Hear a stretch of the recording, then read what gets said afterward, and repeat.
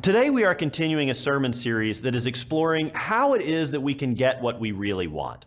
Not just the surface level wants and desires that can bring us momentary joy and satisfaction, but the things we really need to satisfy our deepest desires.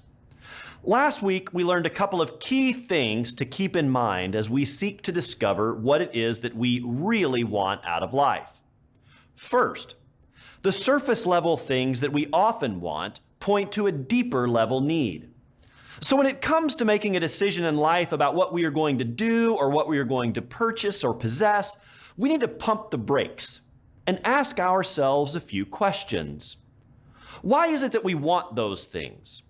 Why is it that we want a new house, a new car, new clothes, or that really cool gadget? Why is it that we want to get married or enter into a long-term committed relationship? Why is it that we want to make a lot of money, or that we want to get a new job or get into that school, make that team, or get elected to that office?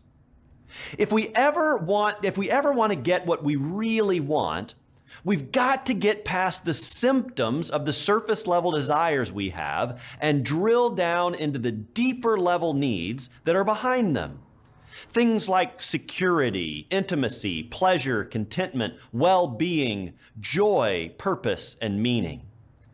These are the kinds of things that satisfy the real longings. These are the things that we not only really want, but also really need. That does not mean that we can't have some of those surface level wants met.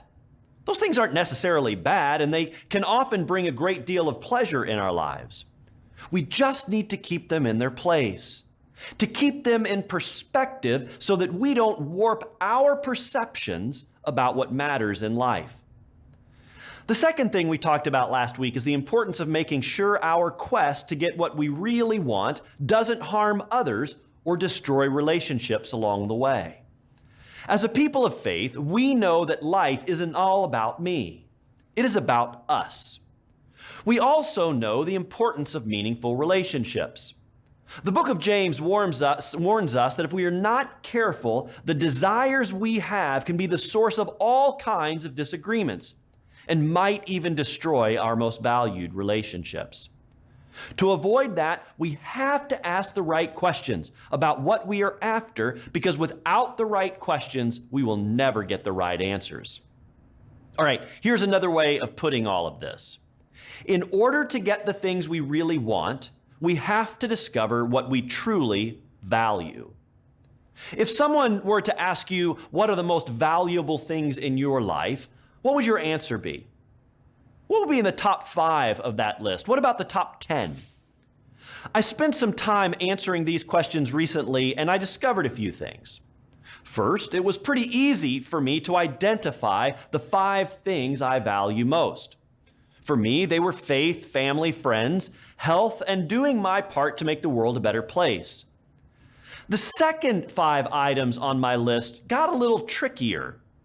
I was able to drill down to several things, but I struggled to put them in any definitive order. At first, I was a little frustrated by that, but then I realized the value of what was happening. The further I got down my list, the less important things got. And that helped me to realize that while those things might be somewhat valuable to me, they probably aren't what I really want. Now, let's imagine that you've made your list. You've got your top 5 or top 10 items, the things that you value the most. Now, how are you going to shape your life so that the decisions you make build on those values, especially the top 5? Here's the thing, and we all know this to be true. If we put more effort and energy into the things that are at the bottom of our list, if we give up things that are at the top to get the things that are at the bottom, we will never get what we really want. The problem with all of this is that while we know the importance of choosing what we value, living into those choices is much easier said than done. Just a quick example to illustrate this point. Have you ever made a New Year's resolution? New Year's resolutions are often about choosing or restoring something valuable to our lives.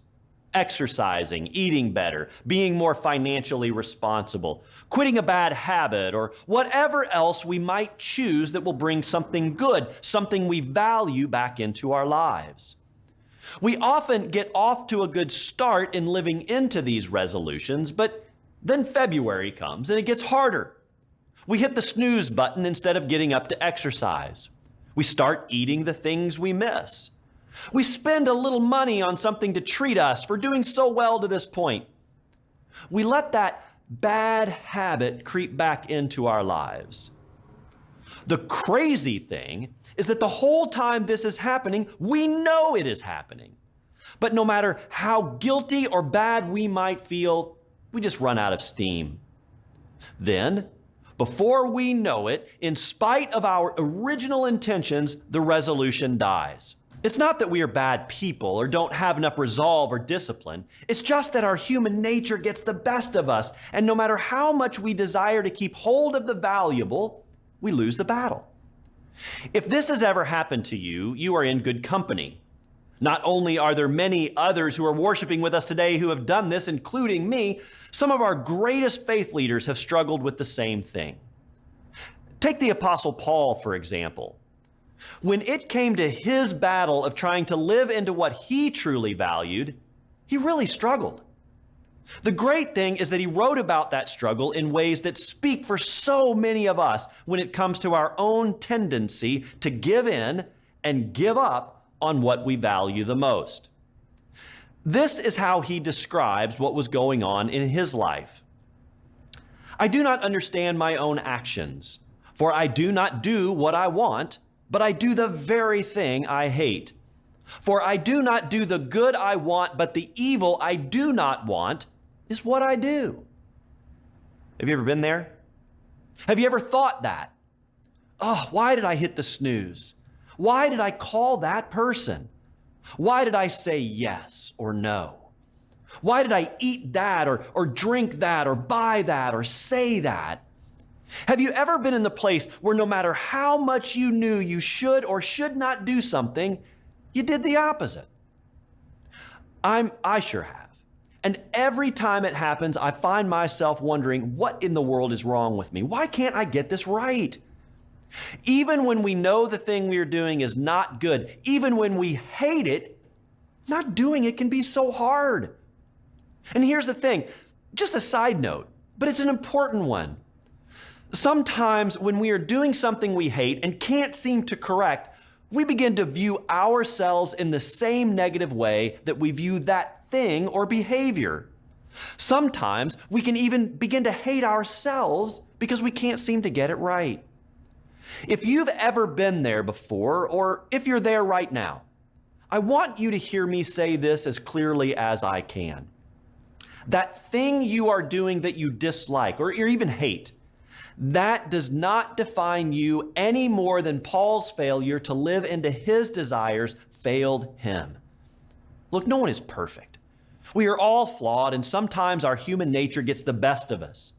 If you are struggling with this right now, please give yourself some grace and share where you are with someone you trust, someone who can help remind you of the kind of person you truly are. And this is key. When that person knows you and loves you and reminds you of the good person you are, please believe them. We are all more than the mistakes we make and the struggles we face. Paul knew this to be true, which is why he continued this teaching with these words. Now, if I do what I do not want, it is no longer I that do it, but sin that dwells within me. To be clear, Paul is not trying to let us off the hook. This is not about passing the blame or denying our own responsibility. What Paul is talking about here is that human nature, that nature we've already touched on, that natural tendency that lives within us all, drives us to do things that are not always in our best interest. It is important to remember that the original idea of sin is about a person missing the mark. It is the same ancient word that is used to describe an archer missing their target. So in this context, Paul is pointing out the fact that when our human nature gets the best of us, it just causes us to miss the mark of what we truly value. It's not that we are missing the mark on purpose. We may be trying as hard as we can, but we just happen to get off target. It's okay. Moreover, when it does happen, it does not define us. We are bigger than our brokenness. Yes, it is a part of us and we are responsible for it, but does not represent the totality of who we are. Our addictions, our hesitations, the things we do, the things we don't do, the ways we fail ourselves and others, they do not define everything about who we are. And as we celebrate at the communion table every week, we are loved by Christ not in spite of who we are, but by the fact that we are children of God, made in God's image and deeply loved because of who we are, even though we are imperfect. At the same time, we are loved too much to be left where we are.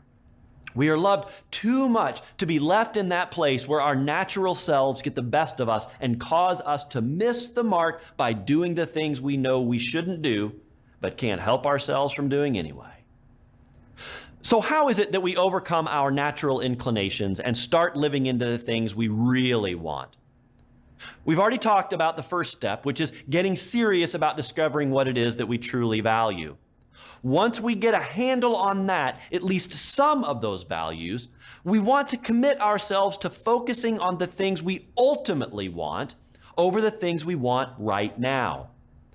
I want to hit the snooze, but I ultimately want to be in better physical health. I want to buy that new thing, but I ultimately want financial security. I want to give in to some temptation, but I ultimately want to be free of the destructive things in my life.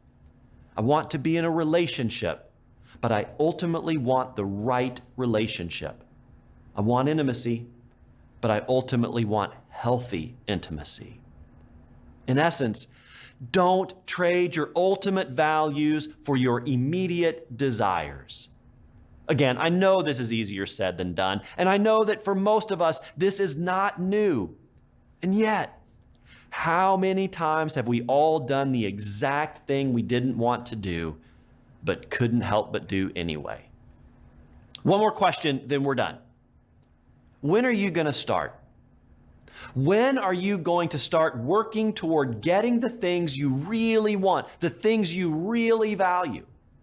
My hope is that we can all start soon, because there is nothing I want more than for all of us to live into the abundant life that Jesus wants for all of God's children. Amen.